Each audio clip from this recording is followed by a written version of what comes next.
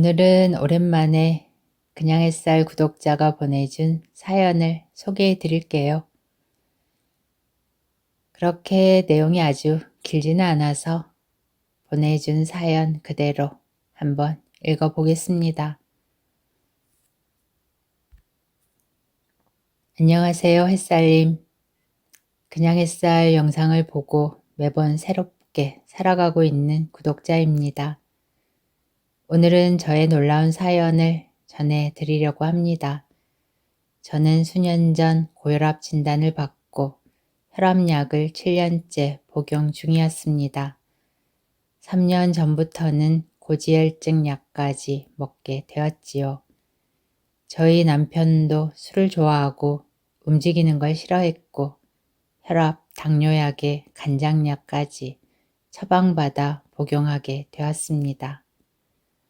와, 정말 많은 약을 복용하고 계셨네요. 놀랍습니다. 계속 사연을 읽어볼게요. 저희는 그냥 의사 선생님이 하시는 말씀만 믿고 꾸준히 약을 먹으면 더 이상 나빠지거나 심각해지진 않을 거라 생각했습니다. 밥보다는 약을 더 열심히 챙겨 먹었지만 시간이 갈수록 먹는 약은 점점 더 늘어나기만 했습니다. 그러던 중 저희 아들이 엄마, 약은 많이 먹으면 좋을 게 없어요. 약은 병을 고치는 게 아니고 증상만 완화시키는 임시방편일 뿐이에요. 더 이상 약으로 고생하지 마시고 식이요법과 운동을 하면서 약을 끊어보시는 게 어떨까요? 라고 권유를 했습니다. 아들은 오랫동안 복용하고 있던 약을 갑자기 끊지 못하고 불안해하는 우리를 안심이 될 수 있도록 이것저것 좋은 정보를 알려주며 함께해 주었습니다. 그런 아들의 정성에 힘입어 저희도 저희 스스로를 믿고 약을 끊었습니다. 그로부터는 매일 영양을 골고루 갖춘 식단을 챙겨 먹으려고 노력했고 남편은 좋아하던 술도 끊었습니다. 또한 저녁을 먹은 후 하루도 빠지지 않고 운동을 꾸준히 했습니다. 그렇게 한 달이 가고 두 달이 지나서 병원에서 검사를 했더니 둘 다 혈압은 정상, 남편의 간 수치도 정상, 당 수치도 정상이 되었습니다. 너무 놀라서 저는 의사 선생님과 얘기를 하고 싶었는데 수치를 검사한 간호사가 모든 게 정상인데 왜 굳이 의사 선생님을 뵈려고 하냐며 정상이니 약도 안 먹어도 된다고 저를 돌려보냈습니다.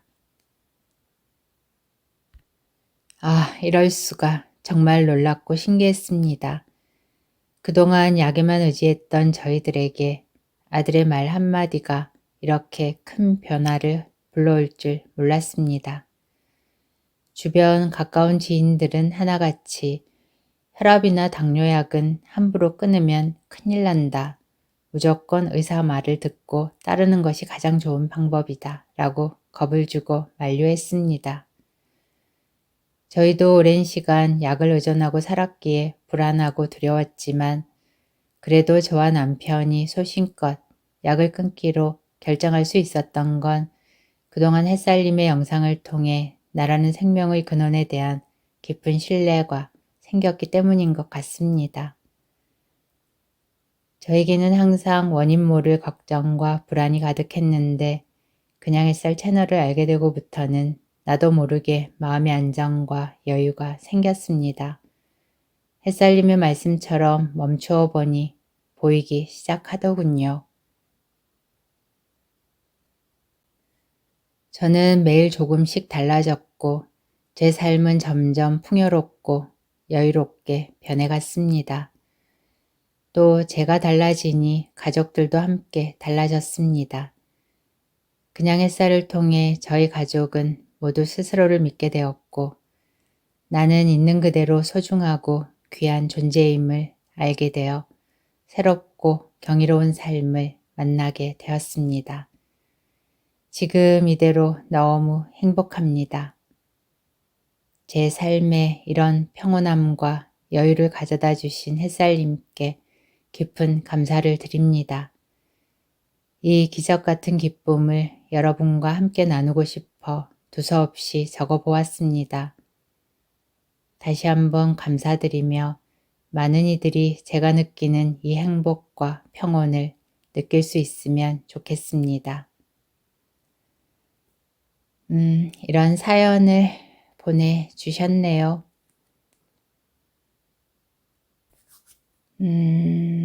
어떻게 한두 마디로 쉽게 말할 수 있는 내용은 아니죠.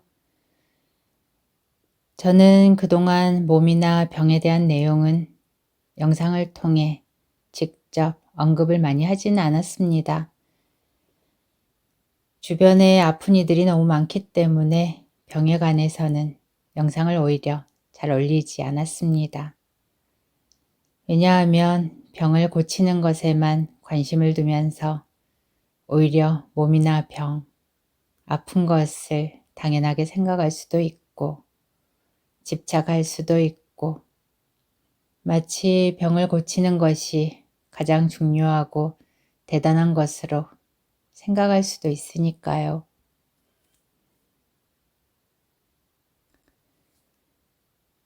사연을 보내준 구독자분의 아들도 삶이 참 힘들었죠. 젊은 나이에 숨도 제대로 못 쉬는 그런 고통을 겪었으니까요. 그런데 지금은 행복을 노래하고 있습니다. 아마 자신이 그런 과정을 겪었기에 부모님께 그 마음을 전할 수 있었던 것 같습니다. 얼마 전에도 연락이 왔는데 너무 꿈 같은 삶을 살고 있다고, 어쩌면 지금 이 세상에 자신이 살아있지 않을 수도 있었는데 눈물이 나도록 기쁘고 감사하다고.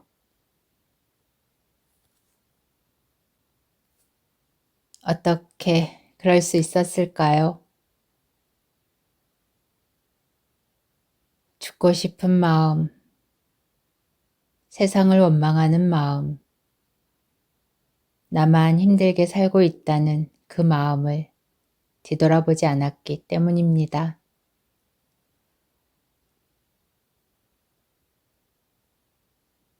저라는 사람도 어렸을 때부터 아플 수 없었습니다. 왜냐하면 주변에 아픈 사람이 너무 많았기 때문에 나까지 아프면 이 집안은 무너지겠다는 생각이 들었으니까요. 늘 약을 달고 살고 좋다는 모든 것을 쫓아다니는 인연들을 보면서 저는 저의 아픔은 돌아보지 않았습니다. 그런데 저는 이렇게 잘 살고 있습니다. 특별히 좋은 것을 먹어서도 아니고 운동을 하고 몸 관리를 잘해서도 아닙니다. 아픔이 찾아오면 그 아픔과 싸우지 않습니다. 그 아픔을 위해 아무것도 하지 않습니다. 그 아픔과 함께 합니다. 아픔과 나는 따로 없으며 그 모든 것은 단지 생각일 뿐이니까요. 사실 어떤 생각도 없다면 나라는 것도 없습니다. 그렇지 않은가요?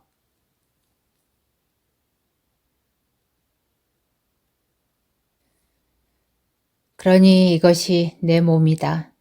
나는 병에 걸렸다. 나는 아프다. 심각하다. 큰일 났다. 너무 고통스럽다. 그런 생각을 굳이 왜 쥐고 힘들어 하나요? 병에 걸렸는데 내가 차원이 달라져서 병이 나았다는 것이 아닙니다. 나라는 것도 병이라는 것도 이름일 뿐이라는 것을 알면 감기라는 것도, 암이라는 것도, 피곤이라는 것도 따로 없다는 것을 알 수 있습니다.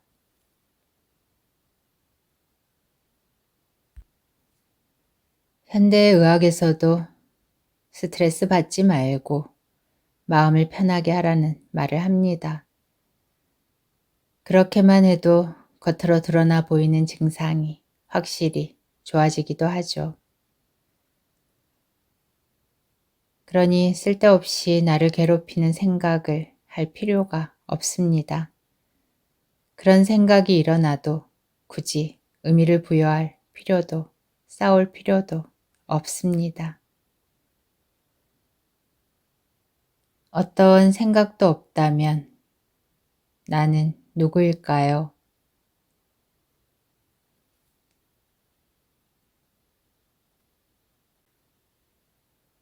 어떤 병에도, 어떤 아픔에도, 어떤 상처에도 나는 물들 수 없습니다.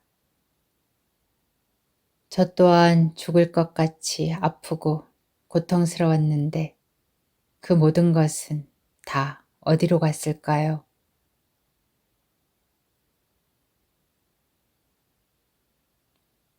거기에 참된 평화와 자유가 있습니다. 당신은 어디가 아픈가요? 그것을 어떻게 알 수 있나요?